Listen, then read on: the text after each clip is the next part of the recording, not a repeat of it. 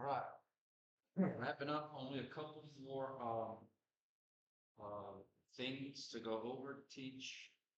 What the heck is this? Okay, get off the screen. All right, so positives for the past several weeks, I've been trying to emphasize teaching muscles based off of direction of pull. Our groups are based off of direction of pull, and direction of pull helps us to see a lot of things with practice. One of the things direction of pull helps us to see and apply is stretching techniques. So stretching, I'm not here to tell you how to stretch. I'm not here to tell you static, dynamic, 3 sets of, doesn't matter. I'm here to show you how we can use direction of pull to see what is being stretched or to understand what position we have to put things in order to stretch, to lengthen, okay? So you think about, just in layman's terms, what something stretching means. It's being pulled apart. It's being lengthened, not literally pulled apart to a yield point, but making something longer. Muscles can only pull. Muscles can shorten themselves, but muscles cannot lengthen themselves. Muscles can shorten themselves, but muscles cannot lengthen themselves. Muscles can resist being lengthened, like with eccentrics, but muscles can't push themselves out. So you think about a rubber band. If a rubber band is just laying on the table, the rubber band can't lengthen itself. Something has to lengthen the rubber band, and then when you let go, the rubber band can shorten itself, right?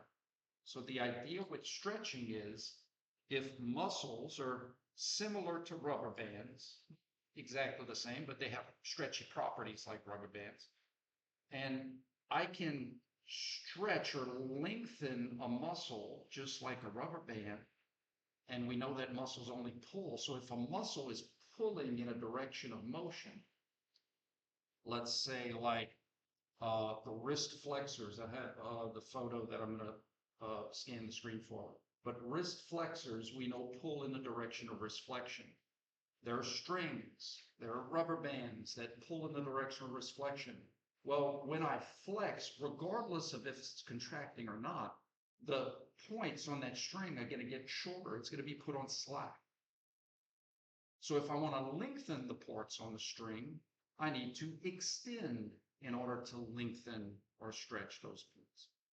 So how do you stretch wrist flexors? By extending the wrist.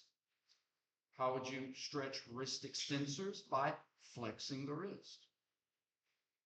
How would you stretch internal rotation pullers? By externally rotating the shoulder. How would you stretch hip extensors? By flexing the hip. So by seeing things based off of their direction of pull, it helps us answer 2 main questions that you're going to be accountable for on the test.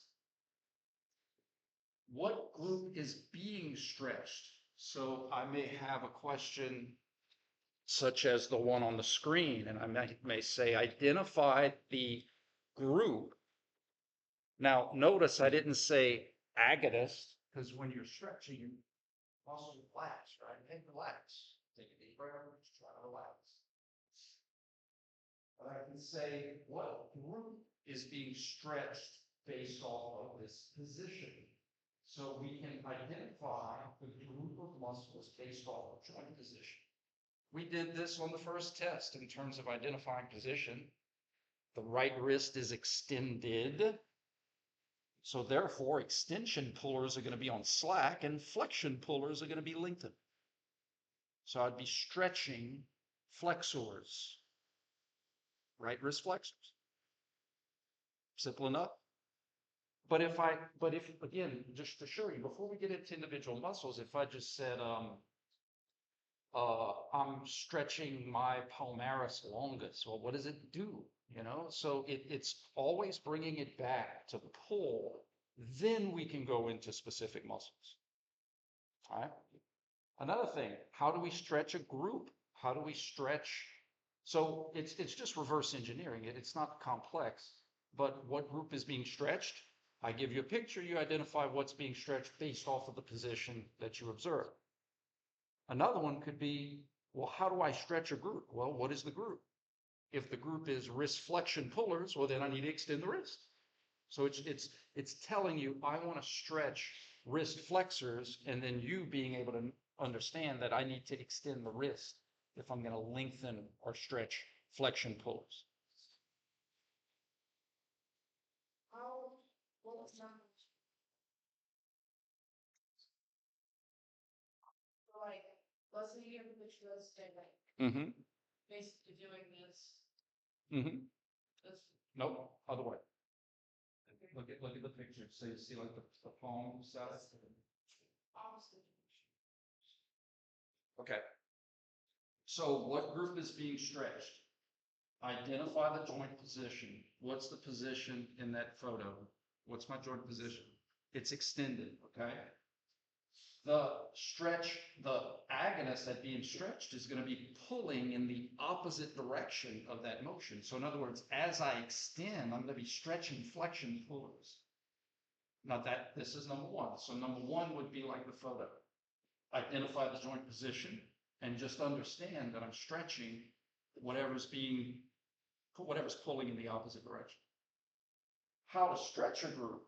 Well, identify how the group pulls. Now, I'm probably going to give that to you, right? How would I stretch shoulder flexors? How would I stretch hip internal rotators? How would I stretch right laterals, left laterals, flexors, extensors? So how does the group pull? And then understand that the position that I put the joint in, I need to go opposite of however it pulls. So if I'm Very often put opposite, it's like, yeah, well, me in English, you know, that's why I'm a verbal teacher, because me and the English language don't get along very well. But if I want to stretch my left-sided cervical pullers, I want to bend to the right side. If I want to stretch the right side, I need to bend to the left side. If I want to stretch my extensors, I need to flex. Okay. And again, this is very important because when we get into 415 with individual muscles, then it's going to become, how do I stretch specific muscles who don't always have their pull in their name? Like I said, there's some muscles I love because it's pronator teres, pronator quadratus, adductor longus, adductor, it has pull in the name. Muscles have that. Sternocleidomastoid. It's an origin insertion name, and some muscles have Latin origins.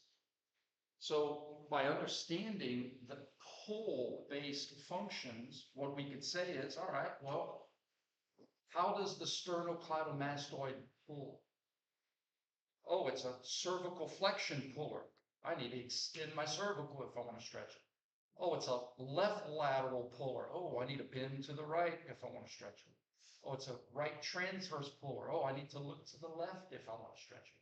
so whatever it does, the opposite is how you stretch it. That's how you lengthen it. Yeah. If anything pulls in a certain direction of motion that way is going to make it shorter. So therefore, motion in the opposite way is going to make it longer. But again, before we can apply this to specific muscles in 415, we have to at least understand the concept of the group pull. Okay. So if I tell you that, now I'm not going to say this on the test, I'm giving you application of why it's important to learn it this way first. If I say, how would I stretch a hip flexor? Well, you know, a hip flexor pulls in a direction of hip flexion. So any flexion I have is going to make it shorter. So I would need to extend the hip to stretch a flexion pull. In 415, it might be, how do I stretch an iliopsoas? And you're like, what does it do? Oh, it's a flexion puller. So I need to extend the hip to stretch that flexion pull. Just as an example. So in 415, all of the specific muscles are just going to be, how does it pull? And once you see how it pulls, all kinds of cool things can be unlocked in terms of application. Okay? So on the test, there's going to be two main types of questions. Identify, and we'll do some more practice. And you'll see it's like really, you'll get the hang of it quick. In fact, most students are like, just ask me 30 stretch questions. Identify the picture position, just like exam 1, but now tell me what's being stretched based off of the position. And the second one is just, how would I stretch? And I'd give you a group, and you would just need to know, well, if the group pulls this way, I need to position my joint the other way.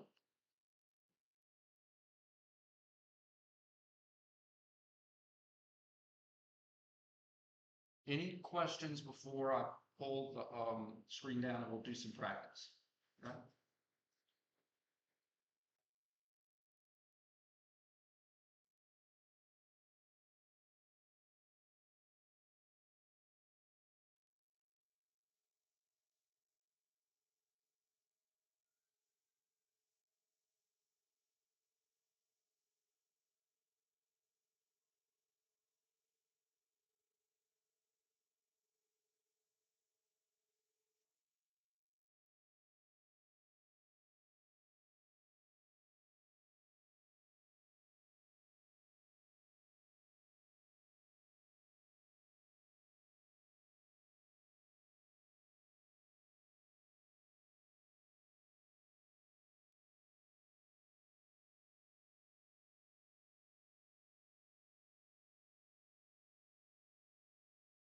Guys, let's do bottom left.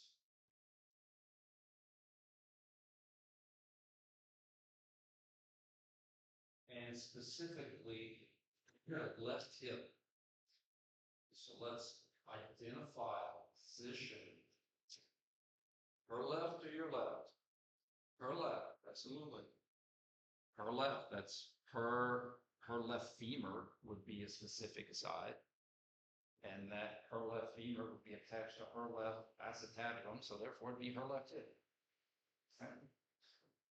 What's the position of her left hip? Is it anatomical? Well, first of all, we'll start from the beginning. All right, the earth cooled dinosaurs from. Is her hip positioned in a sagittal position, a transverse position, or a frontal position? Yeah. So that narrows it down for us. Like we're either looking at AB or AD, ab or ab. All right. What's her left hip position? Abducted. So therefore, she's going to be stretching or lengthening adduction pullers. The muscles on the inside, the ones that are pulling in the direction of adduction. Look, I'm not always right. So, feel free to. It's all good. Look, I say mistakes. So, point it out if there's a. My brain doesn't move sometimes. Guys, everybody, if you're willing, I think it'll help us to apply stand up. And let's go.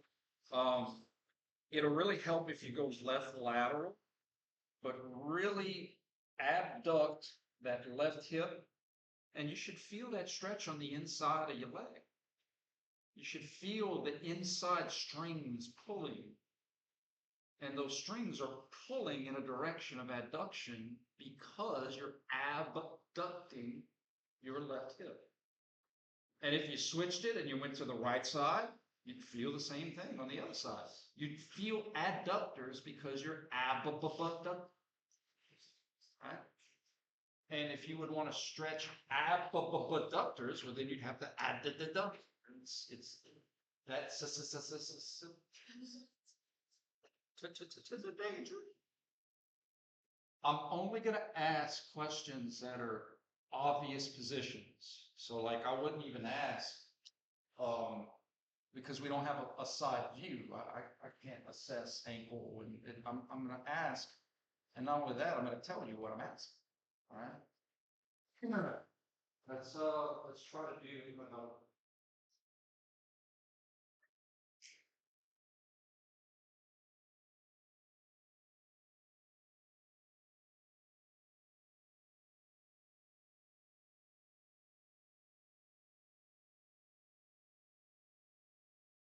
Left hip. Would I be stretching flexors or extensors based off of the position of the left hip?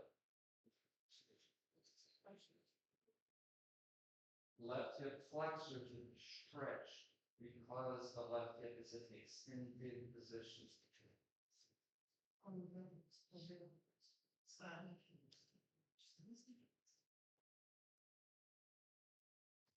Okay, where's the left hip? Left hip. What's the position? It's extended. What are you going to feel? A stretch in the front because those front muscles are pulling this way.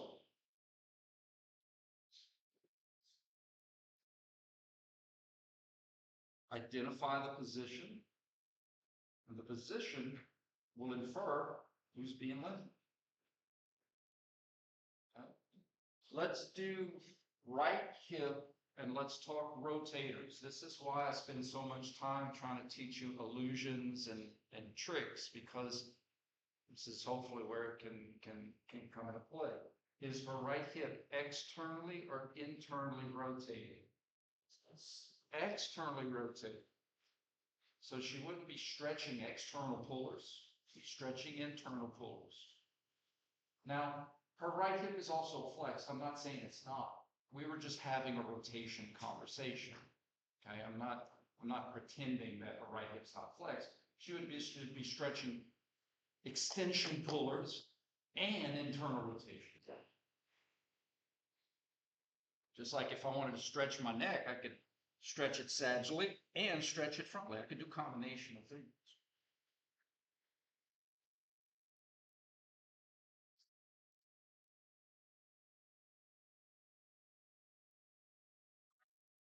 This.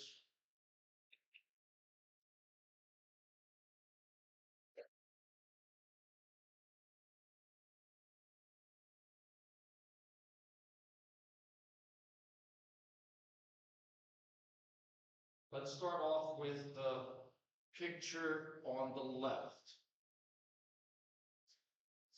Identify the group. Who do you know has to be stretched because you understand the position that the joint, bless you, is in? Okay, give it some thought so that everybody can kind of come up with an answer on their own time.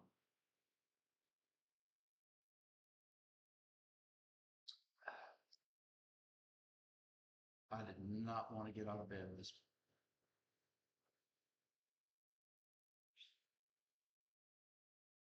At first chill, just like, now I understand why the Bears do what the Bears do.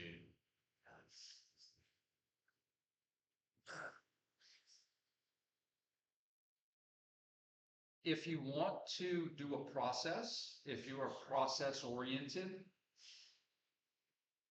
step one could be what position, right? What's my joint position? So the cervical vertebra is bent how? To the right or to the left? Left ear, left shoulder, right? So you could put it, if you wanted to do a process, step number one, left laterally bent. Cervical is bent to the left. So if the cervical is bent to the left, you're not going to be stretching left lateral pullers. You're going to be stretching right lateral pullers. You're going to be stretching the right lateral cervical benders.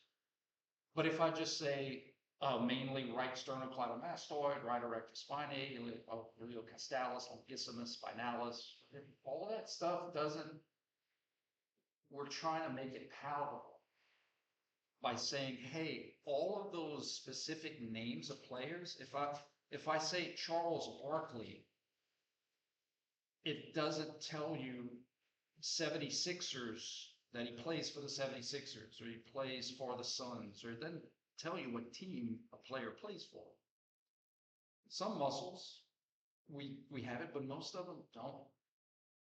So I'm trying to get us to see groups first so that when we go into specific muscles, I'm going to say, okay, guys, these are the right lateral benders. This muscle's a right lateral bender, this muscle's a right lateral bender, this is a flexor, this is an extensor.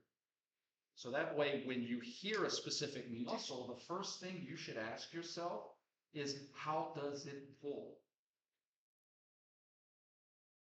And once you see, like again, if I'm teaching you in 415, the right sternocleidomastoid is a cervical flexor, right lateral and the left transverse fuller, then you know that, oh, I would want to stretch it by extending, left laterally bending, and right transverse rotating. That's how this is going to apply in 415. But before we get to that, we got to understand that it's really about how things pull. And seeing how things pull help us to figure out all the other stuff. All the other stuff is easy to figure out once we see pull. Okay? Bend to the right, so I'm stretching the muscles that pull to the left. Cool? All right. Rotation is a little trickier. It follows the same rules, but let's do a couple rotations.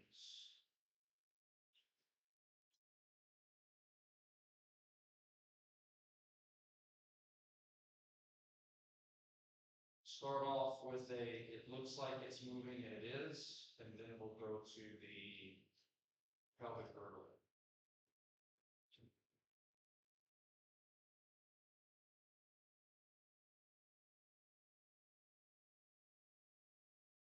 All right, guys, identify which group I would be stretching at the trunk. Trunk's transverse plane, the twisting motion. And again, I'm not disrespecting any other joint, I'm just asking about the trunk. Just asking to have a joint conversation about the trunk. We analyze things joint by joint, we analyze muscles joint by joint. It's not to say there's not other things happening, it's just that's not what I want to talk about right now. I want to talk about the most obvious.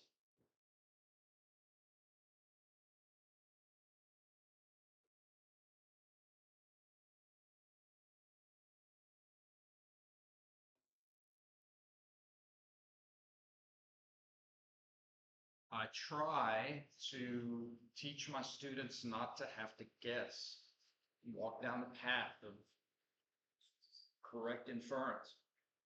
How is her trunk twisted?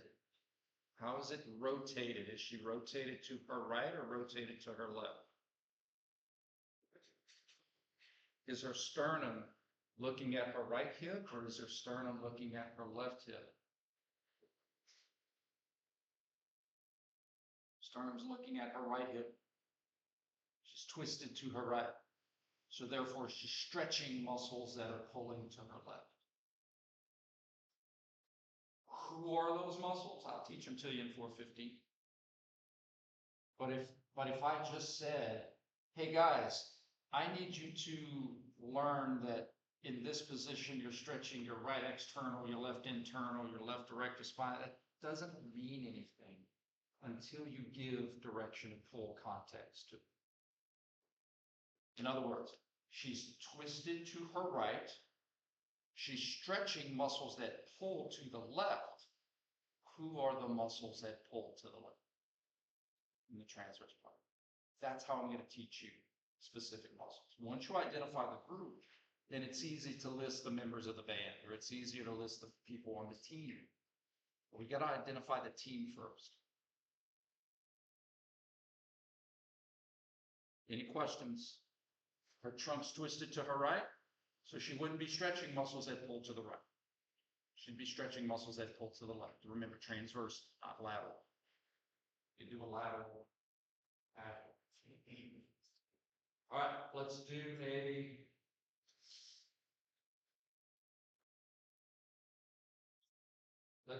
one of these ones. I'm going to give you a lot of time for this. Let's have a trunk conversation. Don't forget about illusions. Identify, figure out the position. How is the trunk rotated? Maybe it's not.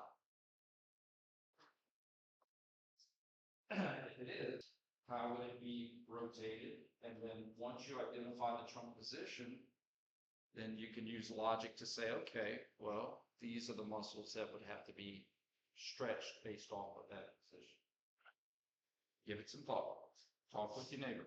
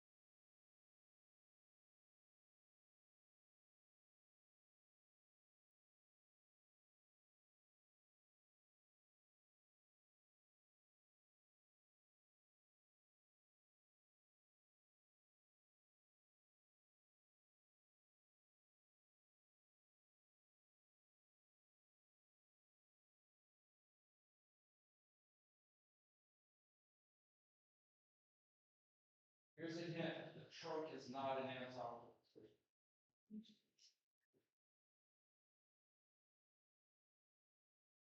Use local references. That's why we don't use local references. We don't want to say, well, the sternum's looking at the ceiling. We don't want to say that. We want to use local references. An anatomical sternum's looking at your pubis or in between your hip bones. Well, it's not right there. Your sternum is looking at a specific hip. Is it looking at the right or the left hip? The right. Absolutely. The only way the sternum could look at the right hip, there's two ways that can happen. I either say, all right, movable sternum, rotate and look at a fixed right hip. Or I could say, fixed sternum, check out this movable right hip. Either way, I get to the same place.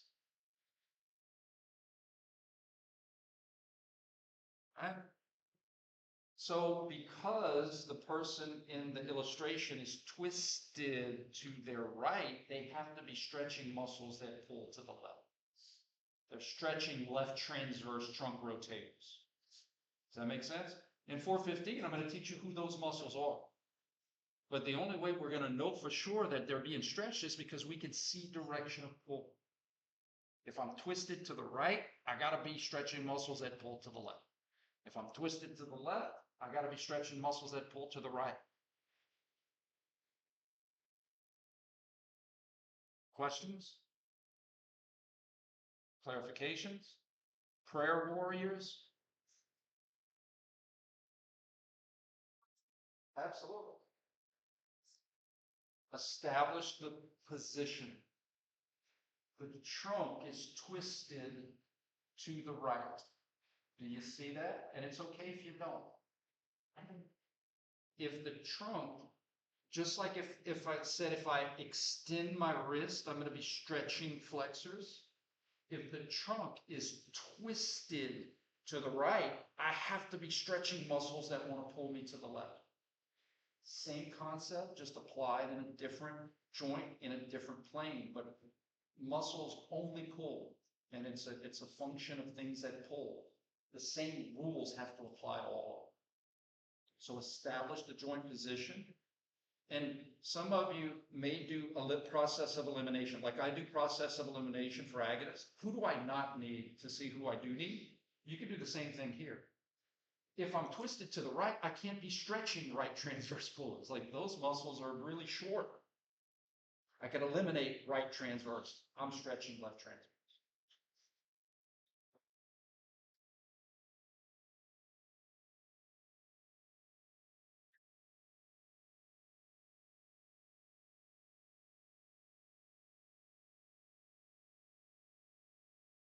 All right, let's put some context of motion into the change in position. Because if you remember, all motion is change in position.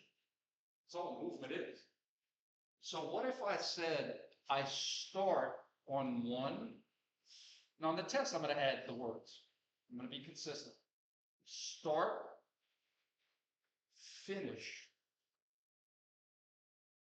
What group would be stretched when I go from here to there? This is my new end position. If you wanted to cheat, you just go here. Just go here.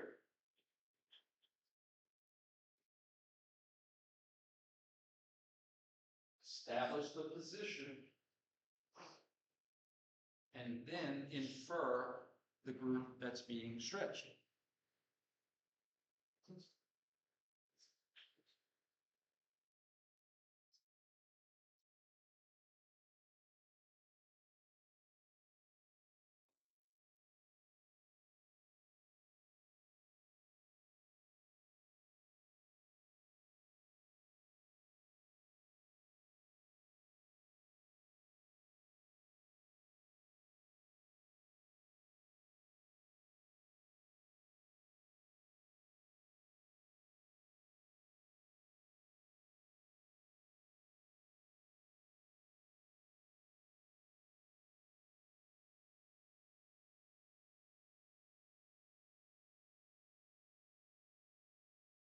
All right, guys, everybody, do this with me. Okay? She goes from looking at her right shoulder. True. So everybody look to your right shoulder. And then she rotates her head to look to the left. So I'm just trying to get you to see that if she's looking to her left, she's going to be stretching ropes or pulleys or rubber bands or muscles that are going to pull her back to the right. By looking to the left, stretching muscles that pull back to the right. She'd be stretching right transverse cervical rotators. Good?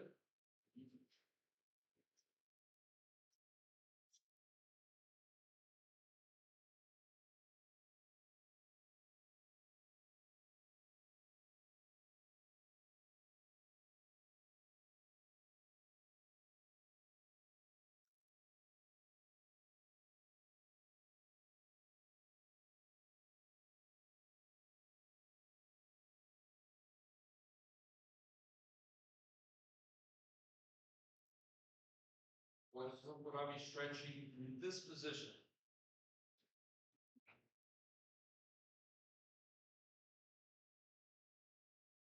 Now, again, you may be able to see it really quick. That's awesome. I just want right answers. I don't trust my instinct just because I've had bells ring and I salivate before. What's my position? Process, process, process. The ankles are in what position relative to anatomy? Are they plantar or dorsal? Dorsal. So if they're dorsal, they're not stretching dorsipolars, they're stretching plantar polars. You'd be stretching plantar flexors. Campbell, why don't you say calf? What is a calf? Baby cow? Right? So we could say, well, you're stretching your gastrocnemius, your soleus, and your tibialis posterior, and your flexor hallucis longus, and your flexor digitorum longus, and your peroneus longus, and your peroneus brevis. Borophyll. For now, we don't have to do all that stuff. We have to just say, I understand that I have to be stretching plantar flexion pullers based off of my ankle position, and I trust Campbell will teach me who the plantar flexion pullers are in the next class so that I'll be able to communicate. Because again, in a clinic, you may have an MRI, you may have a strain to a specific muscle, and think of it like this, if all you do is carry around a hammer, you better hope every one of your problems is innate. So if all you know is a calf muscle, you better hope that every problem in the clinic of the lower extremity is a calf. But the problem may not be a calf. It may be a tibialis posterior. It may be another muscle. And so you're like, okay, what does that muscle do? If you know how that muscle pulls, that unlocks a bevy of opportunities to know how to work it as an agonist, how to put the ankle and the subtalar joint in positions to stretch it. But it's all based off of how does it feel. Does that make sense? Just saying tibialis posterior doesn't tell me what to do with it. But knowing that the tibialis posterior is a plantar flexor and an inverter, a plantar flexion puller and an inversion puller, gives me enough information. I can do a lot of cool things.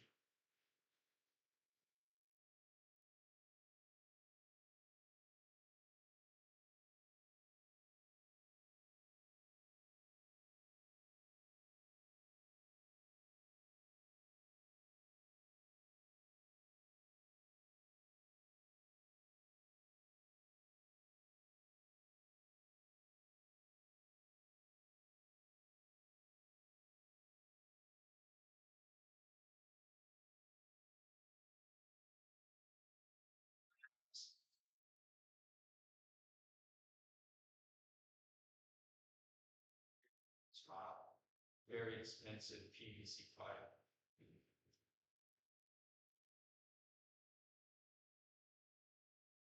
Change of position, start, finish, or final position. Okay, so what would I be stretching as I go from here to there, or what would I be stretching when I'm here? Shoulder, transverse plane, identify the position. Is the person externally rotating the shoulder? Are they externally rotated? Are they internally rotated? And once you identify the position, then either through process of elimination or just direct inference, you know what muscles have to be stretched.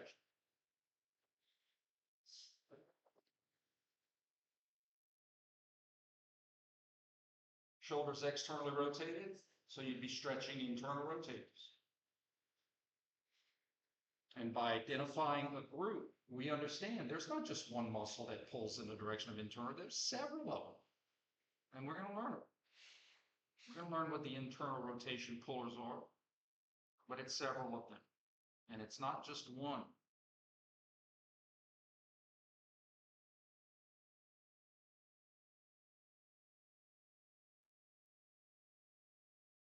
Like this.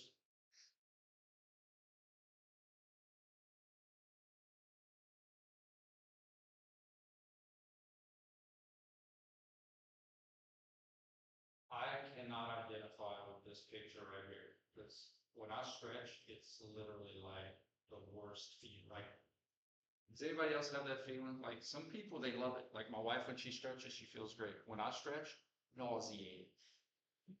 It's so painful. So like I can't relate with that guy smiling and happy. Like if I was in a stretch, I would be like, I think it's stop. All right, let's do it. Let's have an e-conversation. Let's have an e-conversation.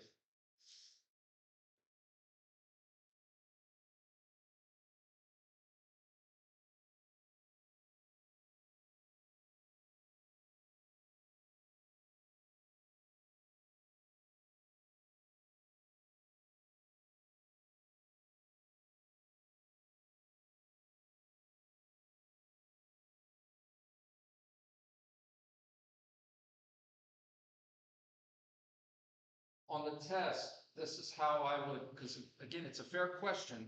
I try to, I do my best to say, guys, the same way I'm going to ask questions in class is the same way I'm going to ask questions on the test. It's just going to be written, right? But the answer choices for this one would be like right knee flexors, right knee extensors, left knee flexors, left knee extensors. I mean, I'm just going to loop it. So I can understand that if you go to the answers, oh man, it all starts sounding the same. Just try to answer it like a fill in the blank and then see which answer fits what you think is right.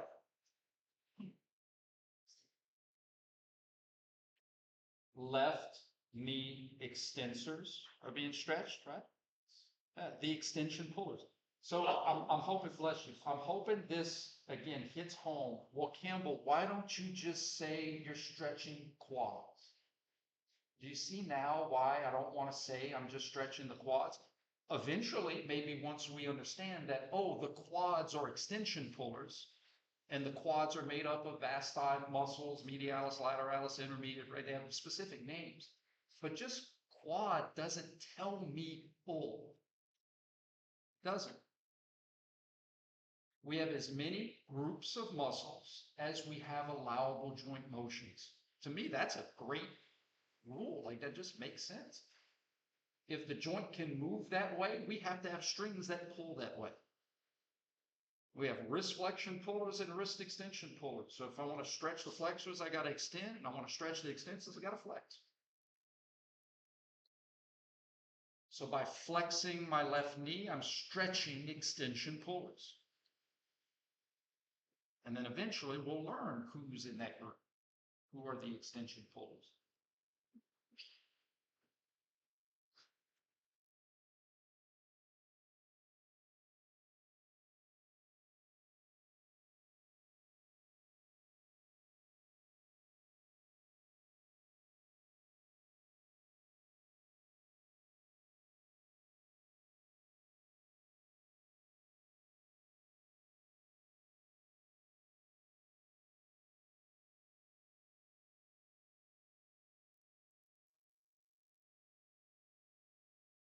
Tell me if you are. Good.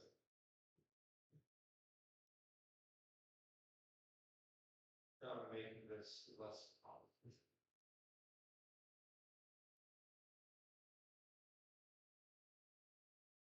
Called a passive stretch. something external is moving the joint. Identify the position. Is the subtalar joint inverted or everted? Inverted.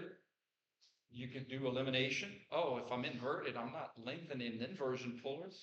If I'm inverted, I'm lengthening eversion pullers. And in biomechanics, I'm going to teach you who the everters are. I'm going to teach you about the peroneus tertius and the extensor digits and the peroneus longus and brevis, but none of those names tell you how they pull. So that's why we start off with pull, then who pulls that way. On the test, when some of the options be like cable, rotators. Do you think I'd be trying to trick you? Trickiness is a function of understanding. So if I give you ankle, think of it like this. If I gave you a picture that wasn't very clear, and I said, what are we stretching? Yeah, man, this view, I really don't know. But ankle inverters shouldn't make sense. Like those two terms, right? Yeah, like it's like a solid liquid. What? That doesn't make sense. So I've tried to, at no fault of your own, but I've tried to warn you guys about bad verbiage of, ankle, everything's ankle, right? And so, yeah, I could put, I'm stretching ankle everters, but that shouldn't make sense. Like that should be like, whoa, that doesn't exist in our world. So I'm hoping that, it's no different than me asking about shoulder shrugs, right? Like if I tell you it's coming and I try to warn you about it, but if you get hooked, sorry. So yeah, I would ask that, but it's not to try to trick you. It's to check your understanding that those are not happening in the same place. That it's not as obvious, but that's like saying, oh, I'm stretching elbow muscles here. Like that's not the elbow.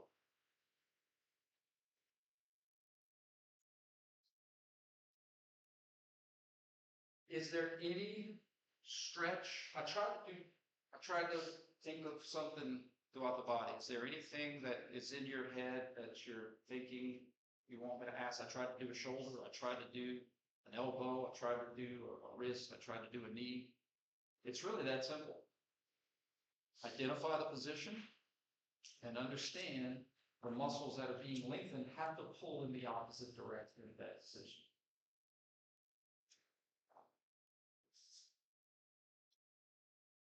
One more, because I'm instead of a picture, I'm going to visualize it. So let's say I'm standing and I have anterior pelvic girdle rotation. Well, we know we got to bring it to the joints themselves. What's spinning the basketball? So if I stand here and I do anterior pelvic girdle rotation, what hip motion am I having? Flexion, right? So I wouldn't be stretching flexors, I'd be stretching extension.